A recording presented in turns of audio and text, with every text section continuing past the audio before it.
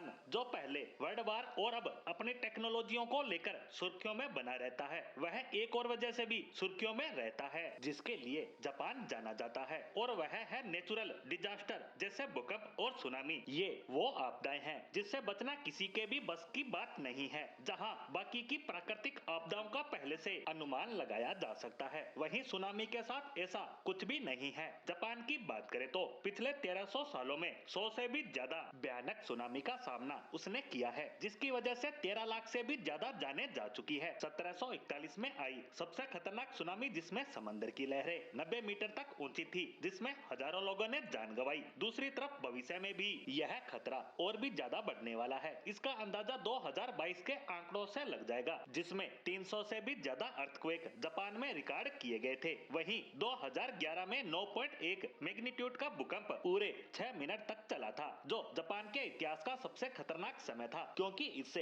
एक joint tsunami ने जन्म ले लिया जिसने लगभग पूरे जापान को तबाह कर दिया। इस सुनामी ने समंदर में 155 फीट तक ऊंची लहरें पैदा कर दी थी, जो 700 किलोमीटर प्रति घंटे की स्पीड से सिंदाई सिटी में दाखिल हुई, जिसकी वजह से हजारों लोगों की मौत के साथ साथ 2 लाख से भी ज्यादा लोग बेघर हो गए थे। अब सवाल यह है कि जब धरती पर और भी आइलैंड मौजूद है, तो जापान ऐसे डिजास्टर से सबसे ज्यादा प्रभावित क्यों है? तो इसका कारण है जापान की जियोग्राफिकल लोकेशन। यह पैसिफिक ओशियन के उस पार्ट में है जहां से होकर एक रिंग बनती है, जिसे रिंग ऑफ फायर कहते हैं, और यहां आने वाले डिजास्टर का सबसे बड़ा कारण भी यही रिंग ऑफ फायर है, क्योंकि यहां दुनिया के सबसे ज्यादा एक्टिव ज्वालामुखी मौजूद हैं। लेकिन इसके साथ साथ जापान का 70% लैंड एरिया केवल पहाड़ों से भरा है, और फ्लैट सरफेस में से ज्यादातर कोस्टल एरिया है जहां हर वक्त सुनामी का खतरा बना रहता है। लेकिन जापान ही वह देश है जो इतने डिजास्टर झेलने के बाद भी फिर से खड़ा हो जाता है और लगातार ऐसे प्रयास करता आ रहा है जिससे ऐसे खतरों का मुकाबला किया जा सके। और उसके इस मुकाबले में सबसे बड़ा हथियार है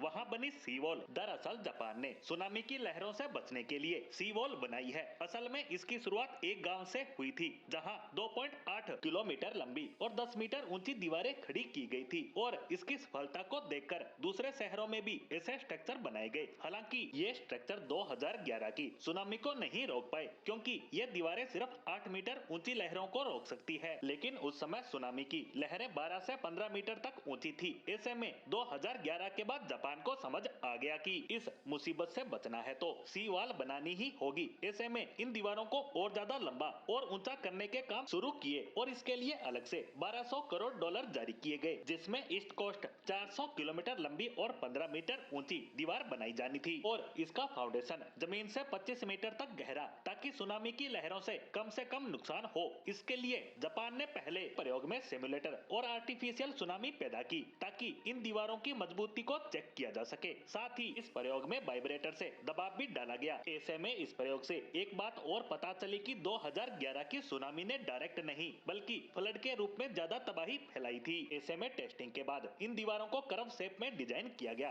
ताकि लहरें इनसे टकराकर वापस लौट जाए। इसके साथ समुद्र किनारे के आसपास ब्रेक वाटर भी बनाए गए, ताकि इनसे लहरों का प्रेशर ब्रेक हो सके और फिर उनका सामना दीवार से होगा। लेकिन शायद भविष्य में आने वाली खतरनाक सुनामी से ये दीवार जापान को बचा नहीं पाएगी, क्योंकि सुनामी को 2 लेवल में बांटा जाता है। लेवल 1 जो हर 50 से 60 साल में आती है, जिसकी लहरें 15 मीटर तक ऊंची होती है। दूसरी लेवल 2 यह कई सौ सालों बाद आती है, जिसे रोक पाना असंभव होता है। लेकिन जापान इससे लड़ने की भी तैयारी कर रहा है। इसके लिए बड़े बड़े सुनामी कंट्रोल पार्क बन रहे हैं, जहां पेड़ों की दीवार होगी जो पहले पानी के प्रेशर को तोड़ेगी और बाद में वापस लौटते पानी के साथ जा रही गाड़ियों और कबाड़ को रोकने का काम करेगी। इस तरह जापान ने इस डिजास्टर की तबाही को कुछ हद तक ही सही लेकिन कम करने के प्रयास किए हैं, जिसके बारे में कोई और देश सोच भी नहीं सकता।